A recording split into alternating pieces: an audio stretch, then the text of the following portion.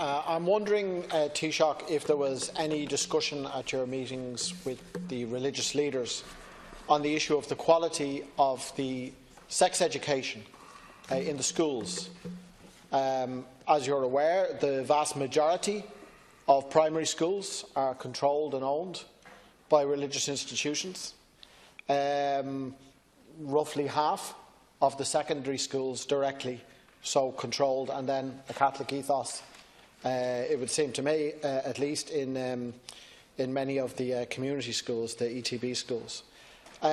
Is it possible, what's your opinion, is it possible to have real fact-based sex education in schools with a religious ethos? Would a teacher who is inclined to give such an education in all cases discount the question of ownership of the schools, ethos of the school, and the question of the so-called chill factor? I wonder how issues like contraception and abortion are taught in these schools, the question of the LGBT community, the question of transgender young people. I mean, the very fact that these schools are segregated is itself a form of discrimination against trans young people. What is taught in terms of transsexuality?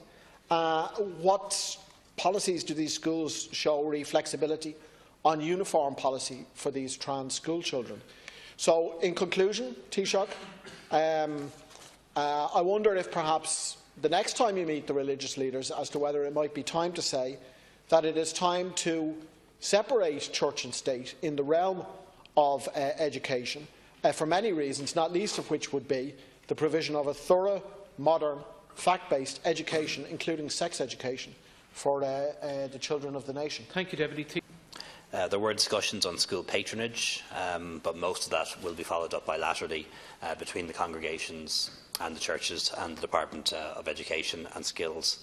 The view from government was that what should be paramount is the wishes of parents, particularly parents of preschool kids who aren't already attending a school, and there will of course be appropriate consultation and also appropriate collaboration in achieving any change of patronage.